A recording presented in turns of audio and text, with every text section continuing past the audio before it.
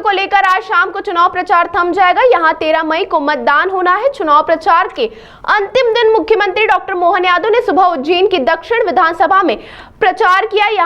आपको बता दें कि डॉक्टर मोहन यादव उज्जैन दक्षिण विधानसभा से ही विधायक हैं। मुख्यमंत्री ने शांतिनगर क्षेत्र में पहुंचकर मतदाता पर्ची बांटने के कार्य में भाग लिया। इस दौरान बड़ी संख्या में कार्यकर्ता व नेता मौजूद रहे। यहाँ क्षेत्रवासी व भारतीय जनता पार्टी के कार्यकर्ता ने मुख्यमंत्री का स्वागत भी किया। मीडिया से चर्चा में मुख्यमंत्री ने कहा कि घर घर जाकर मतदाताओं को मतदाता पर्ची बांटने के कार्य की शुरुआत उज्जैन से हुई है। घर घर जाकर भारतीय जनता पार्टी के पक्ष में मतदान करने की अपील के साथ ही प्रधानमंत्री मोदी को जिताने की अपील भी की जा रही है। राहुल गांधी ने कब बोला और कब माफी नहीं मांगी? उनने तो आपको याद करो कि चौकीदार चोर के नारे लगाए थे और सुप्रीम कोर्ट में जाकर माफी मांगी थी। तो उनकी बात का वजन क्या है? पूरा देश जानता है राहुल गांधी ने 2014 में किस ढंग से माननीय मोदी जी कैसी उड़ाई थी, पर पूर्ण बहुमत के साथ भाजपा की सरकार बनी, माननीय मोदी जी ने सरकार बनी। 2019 में और बड़ी बात करने गए थे तो 2014 के पहले कांग्रेस की पूर्ण बहुमत की सरकार राहुल गांधी की इन्हीं गलतियों के कारण से गई थी।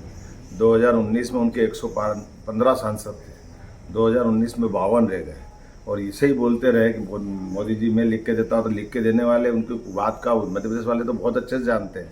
जब उनने कहा था 1 2 3 4 5 6 7 8 9 10 दिन में अगर कर्जा माफ नहीं हुआ तो मैं मुख्यमंत्री बदल दूंगा।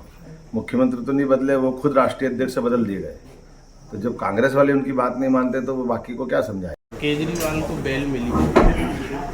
ये देखिए, देश का दुर्भाग्य कि एक मुख्यमंत्री अपनी जिद के आगे एक तरह से पूरे जितना वोट उनको उनकी पार्टी को मिला था सारे मतदाताओं का अपमान है ये।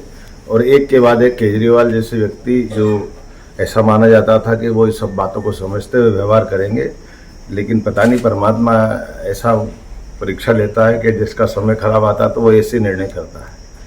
पहली बात तो उनको एज ए सीएम जेल जाना नहीं चाहिए था, और दूसरी बात जेल गए तो बेल ऐसी एक्सेप्ट करके आना कि जब आपके साइनिंग है, आपको अगर 24 घंटे में एक दिन भी तो छोड़ो 1 घंटा भी सीएम अगर अपनी कुर्सी पे रह करके साइन नहीं कर सके, इससे बड़ा दुर्भाग्य क्या होगा? ये तो बहुत बड़ा अपमान है।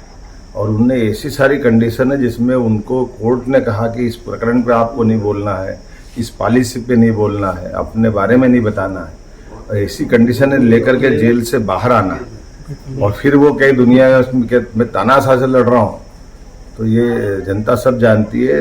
जनता कभी माफ़ नहीं करेगी।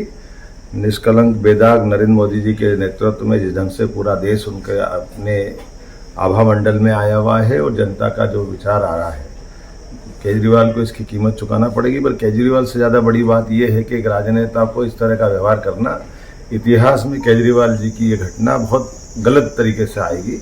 इसके लिए केजरीवाल जी को पूरे देश से माफ़ी मांगना चाहिए।